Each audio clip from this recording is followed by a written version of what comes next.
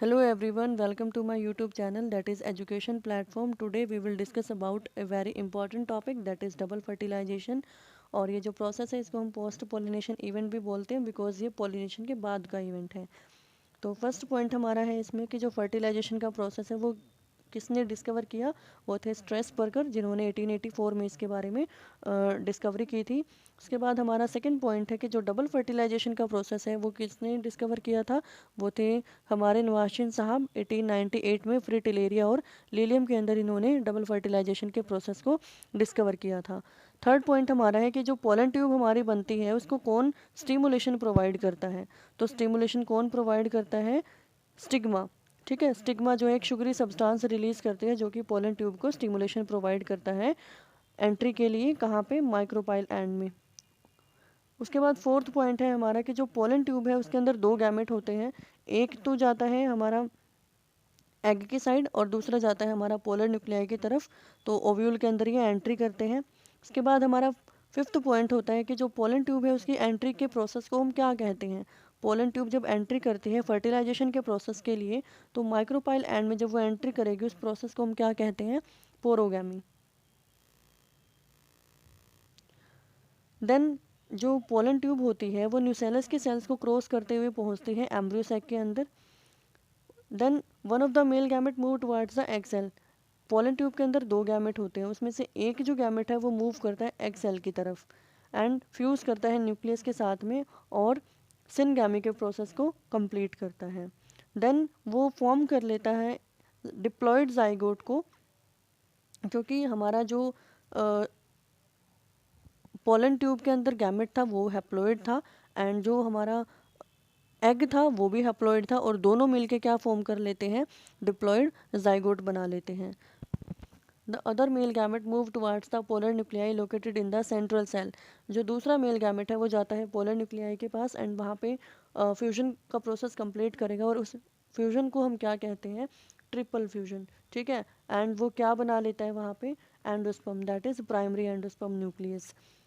Syngamy और जो हमारा ट्रिपल फ्यूजन है दोनों एक साथ होते हैं, तो इसीलिए हम दोनों को क्या कहते हैं, double fertilisation.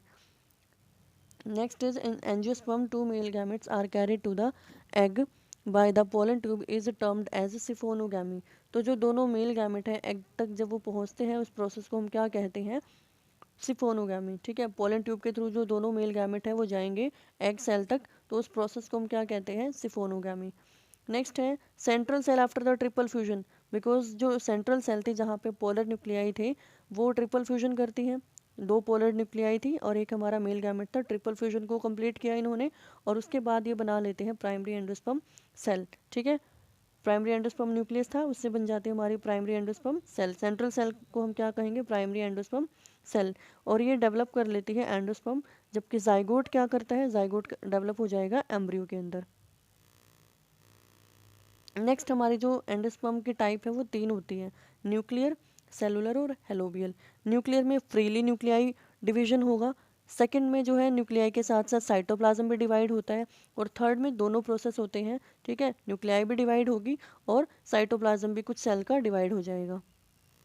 Endosperm, the formation of primary endosperm is initiated by mitotic division of PEN. जो फॉर्मेशन होती है एंडोस्पर्म की वो माइटोटिक डिवीजन से होगी, एंड जो एंडोस्पर्म है वो पहले बनता है जाइगोट से, क्योंकि जाइगोट को न्यूट्रिशन प्रोवाइड करने का फंक्शन है एंडोस्पर्म का, तो इसीलिए एंडोस्पर्म पहले बनता है। फ्रीली न्यूक्लियाई, अभी हमने किया है कि फ्रीली न्यूक्लियाई में जो न्यूक्लियाई है वो फ्रीली डिवाइड होगी विदाउट एनी साइटोप्लाज्म, तो इसका एग्जांपल हो जाएगा कोकोनट। और सेलुलर टाइप में न्यूक्लियाई के साथ साथ साइटोप्लाज्म भी डिवाइड होता है, तो ये हो जाएगा हमारा इसका एग्जांपल दतूरा एंड पिट्यूनिया। उसके बाद नॉन एल्ब्यूमिनस एंडोस्पर्म कौन सा होता है, जिसमें एंडोस्पर्म कम्प्लीटली यूटिलाइज हो जाए, वो नॉन एल्ब्यूमिनस एंडोस्पर्म है, और उसके एग्जाम्पल है प्योर ग्राउंडनट। एल्ब्यूमिनस में क्या होता है, इसमें कुछ पोर्शन जो है एंडोस्पर्म का वो रह जाता है, इसीलिए हम उसको कहते हैं एल्ब्यूमिनस। ठीक है, नॉन एल्ब्यूमिनस में क्या होगा, कम्प्लीटली यूज़ हो जाएगा, बट एल्ब्यूमिनस में सारा यूज़ नहीं होगा एंडोस्पर्म, और ये होता है मेज़ में और कास्टर में एंड वीट में। ठीक है, उसके बाद हेलोबियल टाइप है, इसमें दोनों ही प्रोसेस होते हैं, कुछ सेल ऐसी हैं जिसमें ओनली न्यूक्लियाई डिवाइड हुए हैं, कुछ ऐसी हैं जिसमें साइटोप्लाज्म भी डिवाइड होता है, तो ये दोनों ही प्रोसेस इसके अंदर चलते हैं। इसके एग्जाम्पल हो जाएगा एस्फोडील्स। तो इस टाइप का भी एंडोस्पर्म हमें देखने को मिलता है जिसमें दोनों प्रोसेस होते हैं। अब कुछ फैमिली ऐसी है जिनमें कोई भी एंडोस्पर्म नहीं बनता है, वो कौन कौन सी है? पोडोस्टैमिनेसी, ऑर्किडेसी एंड ट्रैपेसी फैमिली। ये 3 फैमिली ऐसी जिनमें कोई भी एंडोस्पर्म नहीं बनता है। और जो एंडोस्पर्म है उसमें सबसे ज़्यादा जो हमारा प्लांट ग्रोथ रेगुलेटर हार्मोन होता है वो कौन सा है? साइटोकाइनिन, क्योंकि इसके पास एबिलिटी है, ये सेल को डिफ्रेंशिएट कर देता है, मैच्योर बनाता है और एम्ब्रियोनिक डेवलपमेंट को फॉर्म करता है। तो साइटोकाइनिन जो है यहाँ पे सबसे ज़्यादा प्रेजेंट होता है। नेक्स्ट है कि एम्ब्रियो की डेवलपमेंट कैसे होती है। ये हमने एक एग्जांपल लिया है कैप्सुला बर्सा पेस्टोरिसा में। इसमें सबसे पहले एक सेल है, उससे फिर ट्रांसवर्स डिवीजन होकर वो 2 सेल बना लेती है। देन उसके बाद हमारी 3 सेल बनती है और फिर 4 सेल, जो सबसे लास्ट वाली सेल है वो लॉन्गिट्यूडिनल डिवीजन करती है। ट्रांसवर्स डिवीजन के बाद longitudinal division, then last cell में फिर से ट्रांसवर्स डिवीजन होती है और वो बना लेती है क्वाड्रेंट स्टेज। तो इसमें हमारी स्टेम टिप भी फॉर्म हो जाएगी, जहाँ से हमारे कोटिलिडन बनने शुरू होते हैं। स्टेम टिप एंड कोटिलिडन्स, यहीं से हमारे जो है कोटिलिडन बनने स्टार्ट होते हैं। तो ये हो जाएगी हमारी स्टेम टिप, क्योंकि यहाँ से हमारा कोटिलिडन बनना शुरू होता है। ठीक है, और हम कह सकते हैं कि यहाँ से हमारा स्टेम बनना शुरू होता है। नेक्स्ट आता है कि जब जो हमारी फर्स्ट सेल है डिवीजन के बाद, जो हमारी सबसे अपर सेल है, सबसे ऊपर जो सेल है वो होस्टोरियम फॉर्म कर लेती है, बीच वाली सेल सस्पेंसर बना लेती है, और जो लास्ट सेल है क्वाड्रेंट स्टेज से ऊपर, जो क्वाड्रेंट सेल है हमारी 4, उससे ऊपर जो है हाइपोफाइसिस है। देन 4 हमारी लास्ट में क्वाड्रेंट सेल्स हैं। उसके बाद जो क्वाड्रेंट सेल है वो फिर से डिवीजन करती है और ऑक्टेंट स्टेज बना लेती है। ठीक है, बट जो हमारी सस्पेंसर सेल है उनमें भी माइटोटिक डिवीजन कंटिन्यू चलता रहेगा। देन लास्ट में हमारा जो पेरिफ्री सेल थी, जो डर्मेटोजन लेयर है वो बना लेती है ऑक्टेंट सेल से, पेरिफ्री सेल बना लेंगे जिसको हम डर्मेटोजन कहते हैं। एंड जो प्रोसेस है सस्पेंसर सेल में माइटोटिक डिवीजन वो कंटिन्यू चलता रहेगा। और इसमें एक चीज़ और है कि हम जो ये हमारी एम्ब्रियो की फॉर्मेशन होती है ये इन्वर्टेड टी की तरह लगता है हमें। जब ये कोटिलिडन इसमें कंप्लीट बन जाते हैं तो देखते हैं वो कैसे होगा। एक इन्फॉर्मेशन मैंने दी हुई है, ये आप वही है जो मैंने आपको एक्सप्लेन किया है, तो आप इसको खुद से रीड कर सकते हैं। फर्स्ट है हमारा इसमें जाइगोट जो कि डिप्लॉयड है। देन इसमें होती है हमारी माइटोटिक डिवीजन, 2 सेल बन जाएंगी। फिर उसके बाद हमारी ट्रांसवर्स डिवीजन होती है, ट्रांसवर्स डिवीजन से लॉन्गिट्यूडिनल डिवीजन होती है। देन जो बीच वाली सेल है वो सस्पेंसर फॉर्म करती है, जैसा कि अभी हमने कवर किया है। उसके बाद फर्स्ट वाली सेल होस्टोरियल सेल होती है, लास्ट वाली सेल जो है वो क्वाड्रेंट स्टेज बना लेती है। ठीक है, देन जो सस्पेंसर सेल है उसमें लगातार जो है माइटोटिक डिवीजन चलती रहेगी, और जो लास्ट वाली 4 सेल्स है वो बना लेंगी ऑक्टेंट स्टेज। देन उसके बाद हमारे आते हैं ग्लोबुलर स्टेज। फिर उसके बाद ग्लोबुलर स्टेज से हार्ट शेप आ जाएगी। देन हार्ट शेप के बाद हमारा जो है कोटिलिडन बनने शुरू हो जाते हैं। यहाँ पे हमारा जो सस्पेंसर है, रेडिकल जहाँ से रूट बनते हैं, प्लूम्यूल जहाँ से हमारा शूट बनता है, और कोटिलिडन फॉर्म हो जाएंगे। तो इस तरीके से हमारा जो डाइकोट प्लांट का एम्ब्रियो होता है वो बनता है। Next is embryo. Embryonal axis, the portion of embryonal axis above the level of cotyledon is the epicotyle, which terminate with the plumule or stem tip. The cylindrical portion below the level of cotyledon are hypocotyle that terminate at its lower end in the radicle or root tip covered with a root cap. तो इसको एक बार हम diagram से समझ लेते हैं। इसके अंदर जो लास्ट वाला हमारा डायग्राम है उसमें हमें सस्पेंसर, रेडिकल, प्लूम्यूल और कोटिलिडन जो है वो इजीली हमें विजिबल है, बट इसमें एपिकोटाइल और हाइपोकोटाइल इसमें नहीं दिया हुआ है। तो प्लूम्यूल के जस्ट ऊपर का जो रीजन है उसको हम बोलते हैं एपिकोटाइल, जहाँ से ये दोनों पार्टीशन हुए हैं, तो वो जो रीजन होता है हमारा उसको हम बोलते हैं एपिकोटाइल। ठीक है, और ये एंड कहाँ पे हो रहा है? प्लूम्यूल के अंदर। एंड जो सिलेंड्रिकल पोर्शन है एपिकोटाइल के ऊपर वाला जो पोर्शन है उसको हम बोलते हैं हाइपोकोटाइल, जो कहाँ पे है? रेडिकल की नीचे की साइड। ठीक है, रेडिकल से रूट बनती है और प्लूम्यूल जो है हमारा एपिकोटाइल से शूट बनाता है। ठीक है, एपिकोटाइल से हमारा शूट बनना शुरू होता है और रेडिकल से हमारा रूट बनता है। नेक्स्ट है सीड। सीड जो है 2 तरह का है, मोनोकोट एंड डाइकोट। तो डाइकोट में हमारे 2 कोटिलिडन होते हैं और मोनोकोट में सिंगल कोटिलिडन होता है। बीन शेप्ड डाइकोट में गिवन है एंड कॉर्न जो सीड है वो मोनोकोट में गिवन है। अभी हमने कवर किया है plumule, epicotyl, hypocotyl, radical and cotyledon. तो रेडिकल से हमारी रूट बनती है और इसके अंदर जो ये ग्रीन कलर में प्लांट आपको विजिबल है, ये है हमारा एम्ब्रियोनिक प्लांट, जिसमें प्लीम्यूल जो है वो लीव्स फॉर्म करती हैं, एपिकोटाइल से हमारा शूट बनता है, एंड रेडिकल से जो है वो रूट बनता है। रूट और रूट टिप हम कह सकते हैं, रूट टिप जो कि रूट को कवर करती है सॉइल के अंदर, प्रोटेक्शन प्रोवाइड करती है उसको। एंड जो मोनोकोट है उसमें सीड कोट हमारी टेस्टा और टैगमन, ये भी प्रोटेक्शन का ही इनका फंक्शन है। एंडोस्पर्म जो है एम्ब्रियो को न्यूट्रिशन प्रोवाइड करता है। एंड जो मोनोकोट है उसके अंदर हमारा सिंगल कोटिलिडन होता है जिसको हम बोलते हैं scutellum. Next is seed. Seed जो है एक राइपेंड फर्टिलाइज्ड ओव्यूल है, फाइनल प्रोडक्ट है सेक्सुअल रिप्रोडक्शन का। इसके अंदर एम्ब्रियोनिक प्लांट हमारा होता है, सीड कोट होती है, टेस्ट एंड टैगमन जो कि प्रोटेक्ट करती है सीड को, एंड रेडिकल होता है जहाँ से रूट अराइज होते हैं, एंड प्लेम्यूल होता है इसके अंदर जहाँ से हमारी लीव्स बननी शुरू होती हैं प्लांट की। और इसके अंदर जो है 2 एम्ब्रियोनिक लीव्स होती हैं और कोटिलिडन प्रेजेंट होते हैं, या 1 या 2 इसके अंदर एम्ब्रियोनिक लीव्स प्रेजेंट हो सकती हैं। तो जो हमारे एंडोस्पर्म होते हैं वो या तो एंडोस्पर्मिक सीड होते हैं या फिर नॉन एंडोस्पर्मिक सीड होते हैं। तो फर्स्ट है हमारा एल्ब्यूमिनस या फिर endospermic seed. The seed which store their food in the endosperm are called endospermic seed. वो सीड जिसके अंदर फूड स्टोर होता है एंडोस्पर्म के अंदर, वो होता है एंडोस्पर्मिक सीड या फिर एल्ब्यूमिनस। एग्जाम्पल है wheat, rice, bean, castor and मेज।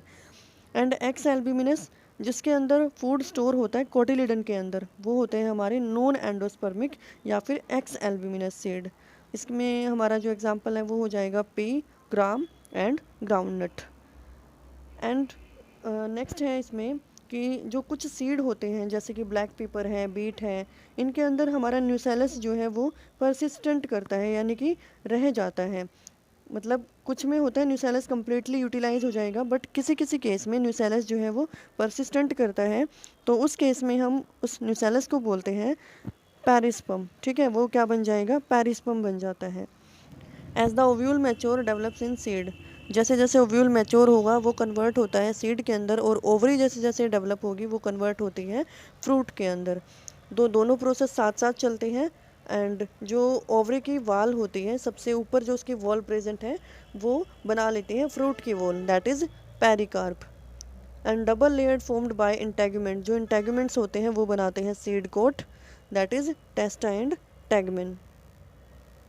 उसके बाद जो सीड की वाइबिलिटी है, यानी सीड जो है वो कितने टाइम तक जर्मिनेशन कर सकता है, वो होती है सीड वाइबिलिटी।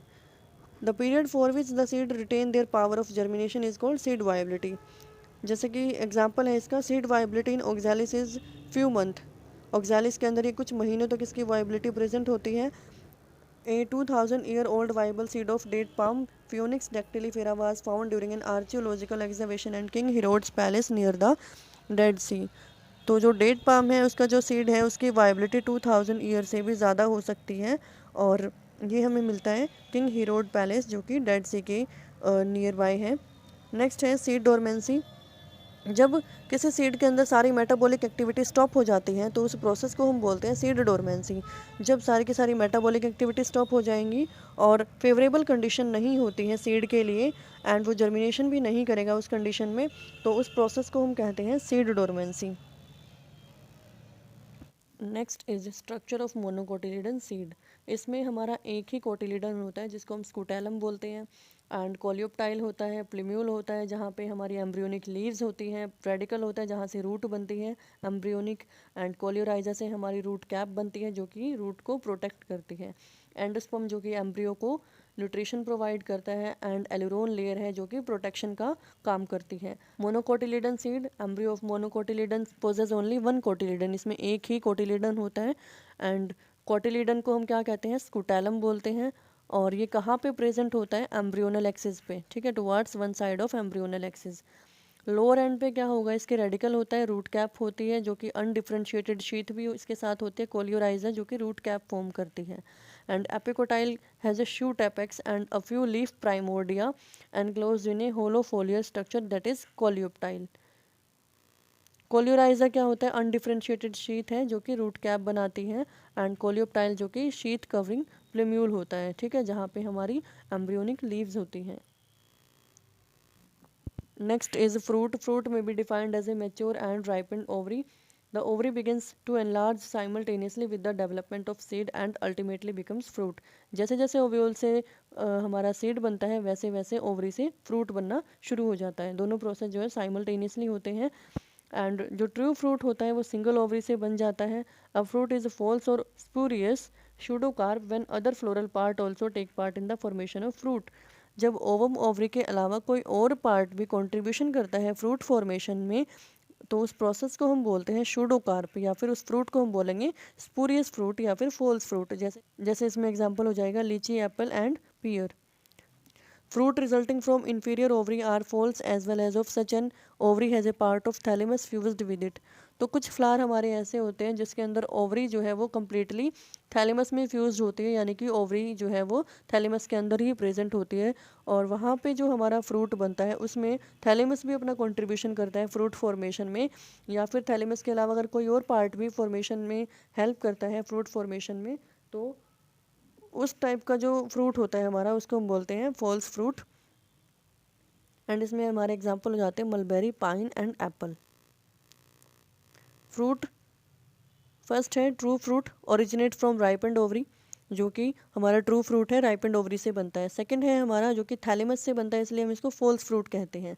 थर्ड है जो कि पार्थिनोकार्पिक फ्रूट है, इसमें कोई भी सीड नहीं होता है। फर्स्ट है parthenogenesis. It is the formation of embryo directly from the egg cell और मेल गैमेट।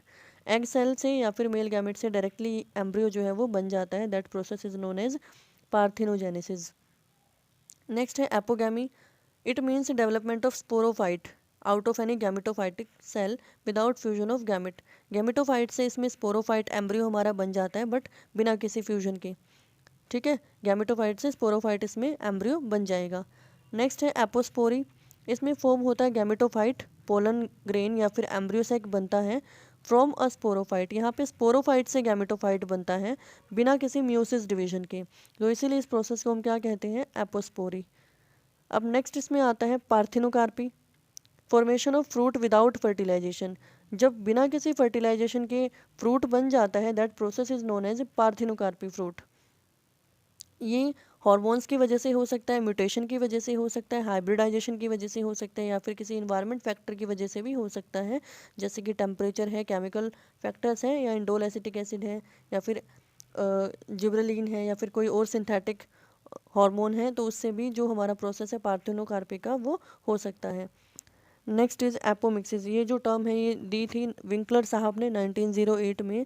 ये एक तरह की ये सेक्सुअल रिप्रोडक्शन है, बट सेक्सुअल रिप्रोडक्शन की इमिटेशन इस प्रोसेस में होती है। ठीक है, और इसमें कोई फर्टिलाइजेशन का प्रोसेस नहीं होता है, डायरेक्ट हमें डिप्लॉयड सेल मिल जाती है बिना किसी म्यूसिस डिवीजन के, develop into embryo without fertilisation, और एम्ब्रियो भी हमें कंप्लीट मिल जाता है बिना किसी फर्टिलाइजेशन के। Cells of nucellus surrounding embryo sac protrude into embryo sac. इसके अंदर क्या होता है, जो न्यूसेलस की सेल्स हैं वो एम्ब्रियोसेक के अंदर एंट्री करती हैं और वहाँ पे एम्ब्रियो फॉर्म कर लेती हैं। ठीक है, इसमें कोई पोलन ट्यूब नहीं बनेगी, कोई इसमें गैमेट नहीं बनेगा। न्यूसेलस की सेल्स एंट्री करेंगी एम्ब्रियोसेक में और वहाँ पे एम्ब्रियोसेक के अंदर एम्ब्रियो फॉर्म कर लेंगी। इसमें एग्जांपल हो जाएगा citrus and mango. Vegetative reproduction में क्या होता है, इसमें किसी सीड की रिक्वायरमेंट नहीं होती किसी प्लांट प्रोडक्शन के लिए। अगैमोस्पोरी में भी एम्ब्रियो और सीड बनता है बिना किसी फर्टिलाइजेशन के। रिकरेंट अगैमोस्पोरी में क्या होगा, a diploid embryo sac is formed which grow into diploid embryo. Diploid embryo sac से ही डिप्लॉयड एम्ब्रियो हमारा बन जाएगा। नेक्स्ट है एडवेंटिव एम्ब्रियो। व्हेन वन और मोर एम्ब्रियो आर फॉर्म्ड। जब एक से ज़्यादा एम्ब्रियो बनता है, that is adventive embryo. Next is non recurrent agamospory. जब एम्ब्रियो डेवलप होता है पार्थिनोकार्पिक तरीके से हैप्लॉइड एग से, तो उस प्रोसेस को हम कहते हैं non recurrent agamospory. Next is amphimixis. इसमें नॉर्मल प्रोसेस होगा, नॉर्मल हमारा म्यूटिक डिवीजन से गैमेट बनते हैं, फ्यूजन होता है और फर्टिलाइजेशन के बाद हमें एम्ब्रियो मिल जाता है, तो ये नॉर्मल प्रोसेस है, that is amphimixis. Next is polyembryony. Anton वोन लीवनहिग्जी ने ऑब्जर्व किया था 1947 में ऑरेंज सीड के अंदर पॉलीएम्ब्रियोनी को। तो occurrence of more than one embryo is in a seed. अगर एक सीड में एक से ज़्यादा एम्ब्रियो प्रेजेंट होता है तो उसको हम बोलते हैं polyembryony. Open associated with apomixis. Apomixis का प्रोसेस इसमें हो सकता है, एग्जाम्पल सिट्रस और ग्राउंड नट है। ट्रू पॉलीएम्ब्रियोनी क्या होती है, जब एम्ब्रियो बनता है हमारा एम्ब्रियो सेक से, विद इन और by projecting inside the embryo sac, यानी जब एम्ब्रियो सैक के अंदर हमारा एम्ब्रियो बनता है दैट इज़ ट्रू पॉलीएम्ब्रियोनी, जैसे कि ओपनशिया और मैग्नीफेरा में होता है। फॉल्स पॉलीएम्ब्रियोनी क्या होती है, जब हमें अलग अलग एम्ब्रियो सेक्स से एम्ब्रियो मिलते हैं तो उस प्रोसेस को हम बोलते हैं फॉल्स पॉलीएम्ब्रियोनी। और वैल्यू दोनों की सेम होती है, या जितने भी हमारे एम्ब्रियो बनते हैं सबकी सेम होती है। एंड इसमें एग्जांपल हो जाएगा Saxifraga and Bergenia. Thanks for watching. If you like my video please like share and subscribe this. Thank you, have a nice day.